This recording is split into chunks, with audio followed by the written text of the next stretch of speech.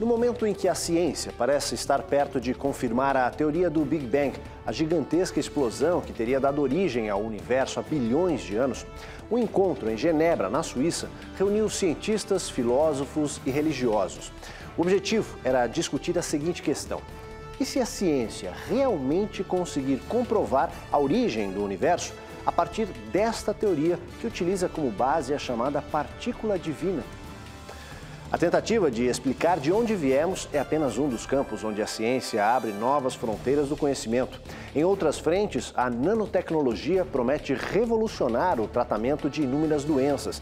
E a descoberta de fatores genéticos que provocam a dor pode ajudar milhões de pessoas em todo o mundo. E mais, você já ouviu falar no spray da fidelidade contra traições no casamento? Esses cientistas não param de inventar. Matéria de Capa está começando. Fique com a gente.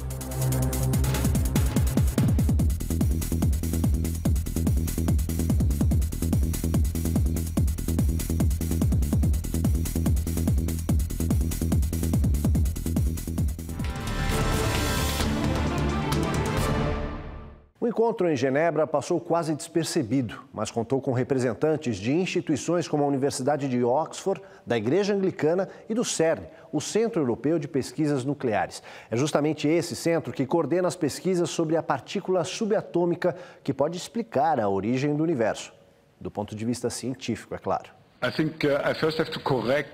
Esta foi a primeira vez que físicos, teólogos e filósofos se reuniram com este propósito: tentar descobrir se existe um denominador comum entre a ciência, a partir da teoria da grande explosão que teria sido o começo de tudo, e a criação divina. O professor Rolf Heuer, diretor do Centro Europeu de Pesquisas Nucleares e um dos organizadores do encontro, acredita que a descoberta da partícula semelhante ao bóson de Higgs significa um grande avanço no entendimento do Big Bang. Por isso, acrescenta, é chegada a hora de pensadores de diferentes áreas se juntarem para discutir a questão da origem do universo. Entre os integrantes do Bloco da Ciência, houve quem defendesse a ideia de que não há espaço para uma presença divina quando se trata da discussão puramente científica. Já os representantes da Igreja Anglicana e do Centro de Pesquisas para Ciência e Religião da Universidade de Oxford argumentaram que as pesquisas no CERN levantam questões que os cientistas não conseguem responder sozinhos, e para isso vão precisar da ajuda de filósofos e teólogos. O anúncio feito na sede do Centro Europeu de Pesquisas Nucleares em Genebra, em julho último, foi apresentado como um marco no estudo da física. Eles acreditam que a ciência abriu uma nova fronteira do conhecimento, que pode levar a importantes descobertas relacionadas com a origem do homem. Pela animação dos cientistas reunidos na sede do Centro Europeu de Pesquisas Nucleares, o CERN, em Genebra, dá para se ter uma ideia de quanto eles esperavam por este anúncio. O bóson de Higgs é a peça que faltava para completar o quebra-cabeças que os cientistas tentam montar há meio século. De acordo com essa teoria, o bóson é a partícula subatômica responsável por dar massa a todas as outras. Daí ter sido chamada por alguns de partícula divina, porque seria o começo de tudo. Mas os cientistas admitem que ainda faltam novas experiências antes de se chegar à conclusão final. Na verdade, o que eles encontraram foi uma partícula que se comporta como o bóson descrito pelo escocês Peter Higgs e outros físicos que trabalharam nesta teoria há cerca de 50 anos. Uma eventual confirmação da existência desta partícula seria considerada a descoberta do século. Do ponto de vista da ciência, é fundamental para explicar a origem do universo. Isto porque teria sido a partir dela que se formaram os planetas, as estrelas, o Sol e tudo o que conhecemos.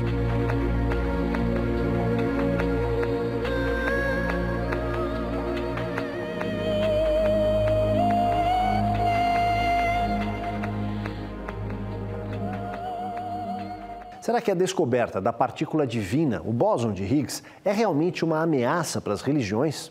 Com a palavra, o filósofo Mário Sérgio Cortella. Uma das coisas que se pode é brincar chamando de partícula de Deus, mas esse é um apelido bem-humorado, né? Bem-humorado, gostoso até de lidar, serve como hipótese de trabalho, mas de maneira alguma chega a uma explicação real. Porque o próximo passo é imaginar a própria possibilidade de geração dessa partícula. Quer dizer, ela tem existência como? Ela ganha eternidade? Entra-se aí na discussão sobre o tempo da filosofia ou é o tempo da teologia? Por isso, há uma mescla de situações que não podem encontrar na religião a única explicação. Para várias pessoas, a crença científica ela tem um peso maior. De maneira geral, a crença científica, porque ela é empírica, ela é metódica, ela passa por uma experimentação, ela não está apoiada na ideia exclusiva de fé. Embora haja crença na ciência, não obrigatoriamente ela é uma questão exclusiva de fé. Por isso, a verdade científica, construída cientificamente, ela tem uma possibilidade de universalização, ou seja, de ampliação de pessoas que nela acreditam, maior até do que a religião. Porque a religião ela é muito ligada a uma parte das convicções, uma parte das ideias que se tem. E religião, ela lida com algo que é improvável, mas não é impossível. Por exemplo, a ideia de Deus, ela não é impossível, ela é improvável. Eu não posso provar. E a ciência não pode lidar com o improvável, ela tem que lidar com o provável. Daí, há uma diferença entre ciência cética e ciência ateia. Ser ateu é negar a existência de uma divindade ou de uma força superior. Ser cético é dizer, não posso negar nem afirmar. Portanto, me coloco numa postura neutra em relação a isso. A verdade científica tem hoje, para nós, um peso mais universalizado no conjunto da humanidade do que as verdades religiosas. De maneira alguma, quem é inteligente em religião deve se sentir ameaçado por um pensamento científico. De maneira alguma, quem é inteligente em ciência deve se sentir ameaçado por uma convicção religiosa. A tolice não é privilégio nem da ciência, nem da religião. E a inteligência também não é exclusiva nem da ciência e nem da religião. Em meio à festa da descoberta na Suíça, um nome era lembrado a todo momento. O do professor da Universidade de Edimburgo, na Escócia, um dos autores da teoria do bóson, a partícula subatômica que seria o começo de tudo. Ao ser informado a respeito do anúncio feito pelos cientistas do CERN, o professor Higgs reagiu com simplicidade. É bom saber que se está certo de vez em quando, disse ele. Higgs admitiu que não esperava ver a confirmação de sua teoria ainda em vida. Isso porque havia muitos pontos a serem esclarecidos sobre o comportamento desta partícula. Segundo o professor, também se desconhecia a potência que o grande colisor de partículas poderia desencadear e se seria suficiente para provocar o choque necessário. Embora admita que houve um grande avanço, ele lembra que ainda há um longo caminho pela frente, até a confirmação final de que esta partícula é mesmo aquela que fez parte do Big Bang. E é possível, acrescenta, que até lá ele não esteja mais aqui para ver. Após o anúncio do resultado das pesquisas feitas no CERN, o nome do professor Higgs vem sendo apontado como provável ganhador do Nobel de Física em 2013. Para chegar a esta subdivisão do átomo que pode estar na origem de tudo o que conhecemos, foi construída a maior máquina que a ciência já projetou. Parece ficção científica, mas é real.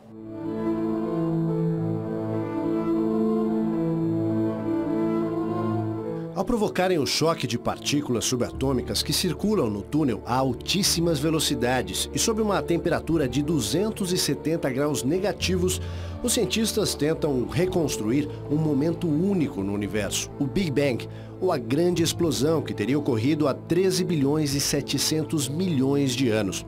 Das temperaturas negativas, a experiência salta para o extremo oposto. Após o choque, bolas de fogo extremamente quentes e densas elevam a temperatura para incríveis 10 trilhões de graus Celsius. Isso equivale a 2 milhões de vezes mais quente que o centro da Terra, onde as temperaturas giram em torno dos 5.000 graus Celsius. O maior acelerador de partículas do mundo, batizado de Grande Colisor de Hadrons, foi construído num túnel de 27 quilômetros, na fronteira da Suíça com a França, a um custo de 2 bilhões e 500 milhões de euros. Basicamente, o acelerador promove colisões tão fortes entre átomos que elas recriam as condições do momento que se seguiu ao Big Bang.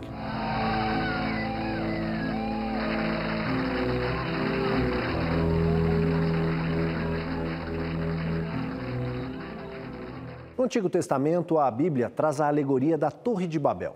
Arrogante, o homem começa uma construção capaz de chegar ao céu. Como castigo, Deus manda confundir os operários que passam a falar cada um idioma diferente. Será o acelerador de partículas a Babel do nosso tempo? Eu acho que é uma pretensão muito boa, né? Não diria, como na alegoria da Torre de Babel, que seria só por causa da nossa arrogância. Mas entender qual é a nossa origem não é apenas uma questão de natureza teórica ou antropocêntrica, de centrar no humano. Ela é também a possibilidade de nós entendermos alguns fenômenos do nosso dia a dia. Por exemplo, há sim probabilidade de um dia sermos atingidos por um asteroide que venha em direção ao nosso planeta e coloque o conjunto da vida em risco. Há possibilidade de nós termos alteração do clima por mudanças nas explosões solares, né? O que faz com que quanto mais a gente conhece o íntimo da matéria, mais a gente crie estruturas e tecnologias que nos protejam de eventos desse tipo, né? Isso significa que não é uma mera curiosidade de dizer agora dominamos, né, a razão, porque continuará sem dominar. Sempre ficará uma questão de fundo. Quem é que gerou isso que gerou o que está gerado? Ou se é que existe alguma coisa que de fato o fez? Há questões que são vitais, que não são resolvidas apenas porque se faz um túnel, né, de uma beleza e um custo imenso, mas que é necessário para que a gente seja capaz de entender outras coisas que nos ajudem no agora e mais no futuro. Num debate sobre ciência e religião, não poderia faltar a opinião do padre Guy Consolmagno, um dos principais cientistas do Vaticano. Com mestrado no MIT e pós-doutorado em Harvard, o padre Guy nega que haja um conflito entre a igreja e a ciência, mas ele descarta a ideia do Big Bang. Ao contrário do que muitos imaginam, a igreja apoia ativamente a ciência, segundo o padre Guy Consolmagno. Uma prova disso, afirma, é a existência do Observatório Astronômico do Vaticano, onde ele trabalha. Fundado no século XVI, na mesma época da criação do calendário gregoriano, utilizado até hoje, o observatório se destina a estudar como o universo realmente funciona, sem a pretensão de acreditar que já sabemos de tudo. A mensagem importante relacionada com este apoio, segundo Consolmagno, não se dirige apenas àqueles que criticam a igreja, mas é também aos que dentro da igreja poderiam se sentir tentados a condenar a ciência, aos que veem a ciência com suspeita e àqueles que tendem a ver o pensamento científico como perigoso. Esta não é a tradição cristã. Se você acredita que Deus criou o universo, diz ele, então a descoberta de como isso aconteceu é um caminho para se aproximar de Deus. A maneira como este observatório trabalha é como uma ponte entre duas culturas, a cultura da religião e a cultura da ciência. Não se trata de achar que existe um compromisso entre ciência e fé, de que é preciso abrir mão de alguma coisa aqui e outra ali. O único compromisso é admitir, eu não tenho todas as respostas. Sobre a partícula subatômica, conhecida como o bóson de Higgs, Padre Guy acha a proposta ridícula e critica o fato de que alguns preferem chamá-la de partícula divina, atribuindo a ela a origem do universo. God isn't the force that made it happen. God is the creator that made it possible. And God is also the creator who invites me to participate in this creation. Because in this creation he's expressing his love. Ciência e religião nem sempre são antagônicas e nem precisam ser, apesar de avançarem em velocidades diferentes e às vezes entrarem em rota de colisão. É o que diz o filósofo Mário Sérgio Cortella. Toda a trajetória do conhecimento no mundo, especialmente na filosofia ocidental, na ciência ocidental, na religião ocidental, ela resulta de pontos de convergência. Há uma grande questão para a filosofia, a ciência, a arte e a religião, que é por que existe alguma coisa e não nada? Isto é, por que as coisas existem? Essa pergunta, que é a pergunta de fundo, ela é respondida por 4 grandes áreas na história humana: a arte, a filosofia, a ciência e a religião. A ciência e a religião, elas lidam de maneira mais próxima com algo que pareceria colidir, à medida em que um dos princípios básicos da ciência é ver para crer, enquanto que o princípio básico da religião é crer para ver. Existe aí, portanto, uma inversão. Desse ponto de vista, Ambas, a ciência e a religião, a filosofia, a arte também, perguntam sobre a origem das coisas. Essa pergunta sobre a origem, a ciência, ela pesquisa há séculos. A filosofia também o faz. Mas é preciso lembrar que tudo aquilo que em algum momento hoje se chama ciência, um dia foi filosofia. Parte daquilo que hoje é chamado de religião, um dia foi ciência e o contrário também. Religião e ciência têm de conviver como duas formas diversas, mas não obrigatoriamente conflitantes, de responder a questões sérias da história humana. Há vários momentos na trajetória da ciência que ela colidiu com a religião, e o contrário também. Exemplo clássico, sempre que se fala nisso, se recorda de Galileu, né, quando em 1630 ele teve um enfrentamento em relação à afirmação, utilizando ideias de Copérnico, de que a Terra não era fixa e nem era o centro. Ao contrário, no nosso sistema era o Sol que era fixo e a Terra se movia. É preciso lembrar que Galileu não foi buscado apenas pela Inquisição religiosa da época. Também a Academia de Ciências o colocou para fora. Porque as ideias de Galileu, elas colidiam com as crenças científicas em Aristóteles. E, portanto, entendido Aristóteles como sendo o grande inspirador, né, de toda a física desde o século IV a.C., ele foi expulso da Academia de Ciências. Não foi só a Inquisição que o reteve por conta dos cardeais. Por isso, há vários momentos até que religião e ciência se aproximam no mau sentido. E há outros que se aproximam no bom sentido em relação ao direito da vida, à proteção ambiental, à questão, à reverência, né, aquilo que se dá enquanto a vida na sua múltipla forma. Por isso, há necessidade de uma convivência. Agora, religião e ciência não são a mesma coisa. Tentar aplicar os princípios de uma dentro de outra é uma forma de não entender. Insisto, né, ciência é ver para crer. E religião é crer para ver. Daqui a pouco, um banco que não guarda dinheiro, mas sementes para garantir a alimentação das futuras gerações. E mais, a nanotecnologia permite levar o remédio ao ponto exato do corpo humano que precisa ser tratado. A gente volta já.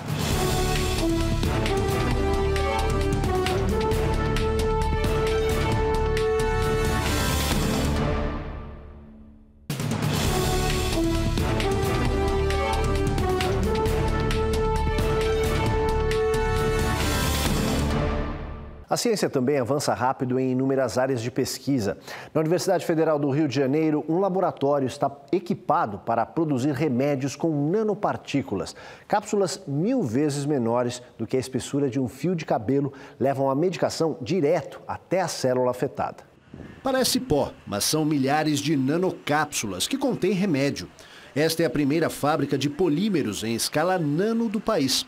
O polímero é um tipo de plástico e aqui ele será usado como cápsula para remédio. Não dá para ver, mas elas estão lá e vão deixar a medicação mais eficiente e menos prejudicial ao paciente. Ele pode ser muito mais eficiente por várias razões. Primeiro, porque a gente protege o medicamento na passagem pelo estômago, principalmente. E depois, porque a gente pode fazer com que essas bolinhas sejam inteligentes no sentido de que ela vai promover o tratamento apenas das células ou dos tecidos doentes que precisam, reduzindo enormemente os efeitos colaterais e aumentando a eficácia do tratamento. A fábrica teve investimento de 11 milhões de reais do BNDES e terá capacidade para produzir 100 quilos de material por dia. O primeiro remédio a sair daqui será o Pranziquantel, para o tratamento da esquistossomose, que atinge 8 milhões de brasileiros. As nanocápsulas, que podem ser ingeridas também numa espécie de xarope, vão facilitar o uso principalmente das crianças. O projeto coloca o país num novo patamar na aplicação da nanotecnologia. Ela permite que o Brasil seja não apenas um desenvolvedor da ciência relacionada ao tratamento, mas o Brasil passa a ter também condições de ser um desenvolvedor das tecnologias e dos processos industriais que vão permitir a produção em larga escala desses materiais. A previsão é que os remédios estejam à disposição do público daqui a 2 anos. Ao descobrir as causas genéticas que provocam a dor e criar novos tratamentos, os cientistas acenam com um alívio para milhões de pessoas em todo o mundo. E por trás das descobertas estão cobras, aranhas e abelhas. Mais de 200 drogas experimentais destinadas a combater a dor estão sendo testadas atualmente nos Estados Unidos e Europa. Todos os grandes laboratórios estão empenhados nesta tarefa, tendo em vista o tamanho desse mercado. Cerca de 100 milhões de americanos sofrem de algum tipo de dor e gastam bilhões de dólares ao ano com medicamentos. Um dos tratamentos em fase de testes procura estimular a circulação do sangue pelo cérebro. Outros tentam aproveitar o potencial anestésico armazenado por aranhas, cobras e abelhas. Entre outros dados, os cientistas constataram que as toxinas presentes no veneno de alguns animais são mais eficientes do que muitas drogas sintéticas desenvolvidas em laboratório. Fazer com que uma célula que já estava envelhecendo volte no tempo, como se tivesse recebido uma injeção do elixir da juventude. Parece loucura, não é mesmo? Mas o trabalho dos cientistas que ganharam o Prêmio Nobel de Medicina de 2012 está relacionado com este objetivo: rejuvenescer as células. Para os integrantes da Academia do Nobel, o britânico John Gurdon abriu o caminho nos anos 60 e décadas depois, Shinya Yamanaka contribuiu com importantes avanços nas pesquisas com células-tronco. O trabalho deles, segundo a academia, deve levar a uma revolução na engenharia de tecidos, a descoberta de novas fontes de células-tronco semelhantes às embrionárias, acena com a possibilidade de tratamentos para problemas tão diversos como o mal de Parkinson, infertilidade, problemas cardíacos e a recuperação de tecidos para vítimas de queimaduras. Um banco que não guarda dinheiro e nem faz empréstimos. Armazena sementes de alimentos a uma temperatura de 20 graus negativos. A ideia é simples. Se um dia acontecer alguma catástrofe no mundo que ponha em risco a produção de alimentos, é só ir lá e buscar as sementes.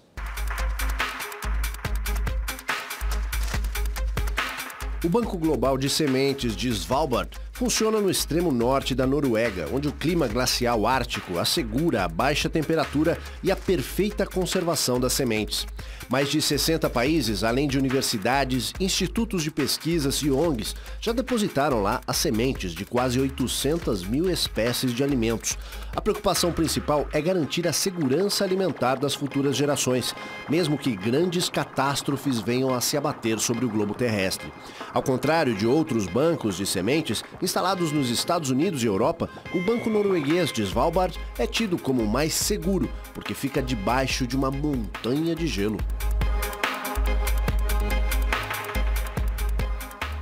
Pesquisadores da Universidade de Bonn, na Alemanha, acreditam ter encontrado o remédio contra a infidelidade.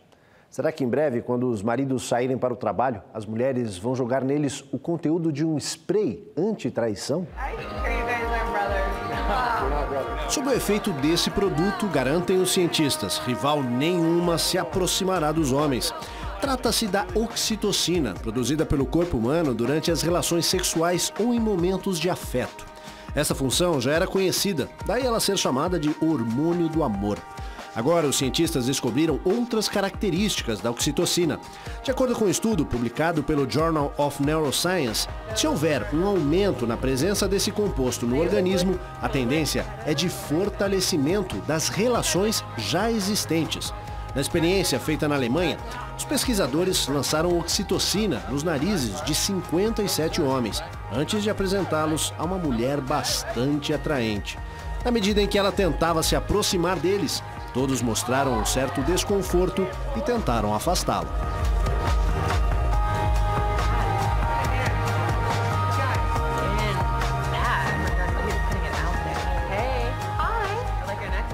No próximo bloco, exercícios e uma vida bastante ativa reduzem as chances do mal de Alzheimer. E mais, os alimentos geneticamente modificados que vão ajudar a combater doenças como o câncer, diabetes e o colesterol alto. A gente volta já.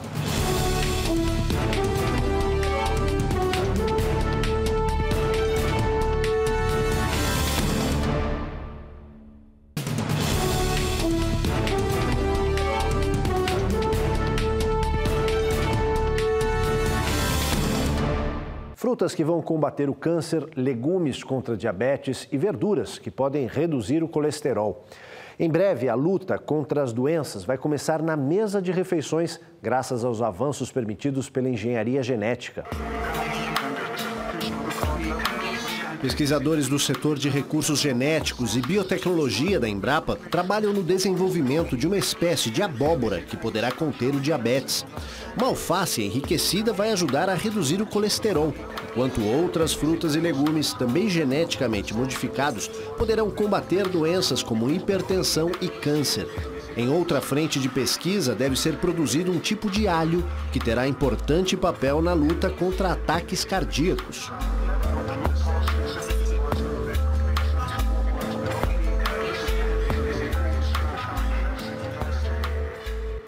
Cientistas americanos e alemães elaboram um mapa detalhado de um vírus de alto contágio, o vírus do beijo. Outro estudo aponta indícios de que levar uma vida ativa reduz as chances de contrair o mal de Alzheimer. Pesquisa divulgada pela Universidade da Califórnia estabelece uma relação entre a prática de exercícios e o volume de massa cinzenta do cérebro de adultos. Essa massa, que inclui os neurônios, é fundamental para manter o raciocínio, a memória e afastar o Alzheimer, doença que ainda não tem cura. Já os cientistas do Instituto Max Planck da Alemanha, em colaboração com pesquisadores da Califórnia, conseguiram mapear o citomegalovírus, mais conhecido como o vírus do beijo. Com alto grau de contágio, esse vírus, depois que se instala no organismo, permanece para sempre, mas pode ser neutralizado se o sistema imunológico da pessoa estiver em dia. O mapeamento obtido agora abre caminho para combater as diversas doenças provocadas por esse vírus, como a herpes, dor de garganta, febre e inflamações. O risco maior é para crianças ou pessoas que estejam com as defesas em baixa por conta de outros males, como a AIDS.